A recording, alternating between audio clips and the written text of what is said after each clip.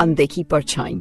एक ठंडी सुबह जब शरद की नींद खुली तो उसने देखा कि सूरज की किरणें खंडहर के दरवाजे से झांक रही थीं और चिड़ियों की चहचहाहट माहौल को मधुर बना रही थी।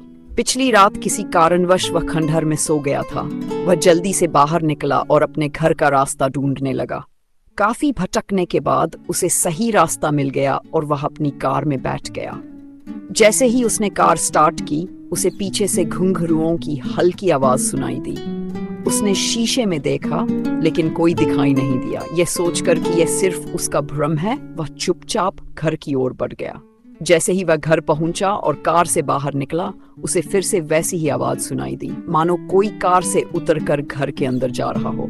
वह थोड़ा असमंजस में था, लेकिन ज्यादा ध्यान न देकर घर के अंदर चला गया। शरद अकेला रहता था, इसलिए रोजाना के सारे काम वह खुद ही करता था। खाना बनाना, सफाई करना, कपड़े धोना। लेकिन उस दिन वह बहुत थका हुआ था, इसलिए खाना बनाने के बजाय सीधे सो गया।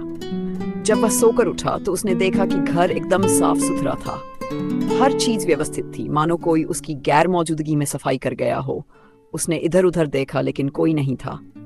फिर भी पूरे घर में घुंघरुओं की हल्की हल्की झंकार गूंज रही थी। वह कुछ नहीं बोला और ऑफिस के लिए तैयार होने लगा। जब वह किचन में पहुंचा तो देखा कि वहां न केवल सफाई की गई थी, बल्कि खाना भी बन चुका था। अब वह अचंभित था, आखिर यह सब कौन कर रहा था? उसने जोर से पूछा, कौन हो तुम? मुझे क्यों नहीं दिखाई देते?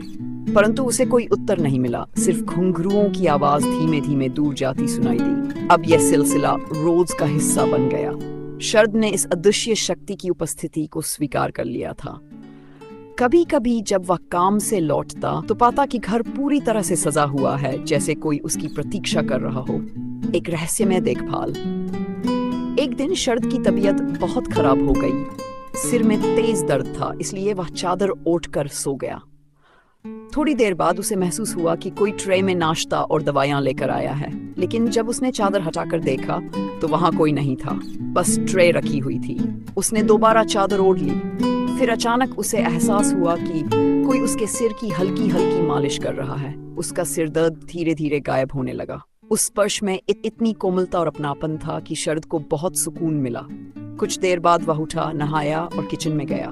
तभी उसे किसी की धीमी आवाज सुनाई दी, आज ऑफिस मत जाए, आपकी तबीयत ठीक नहीं है। शरद मुस्कुराया और बोला, आखिर तुम हो कौन? तुम यह सब मेरे लिए क्यों कर रहे हो? तुम आदमी हो या औरत?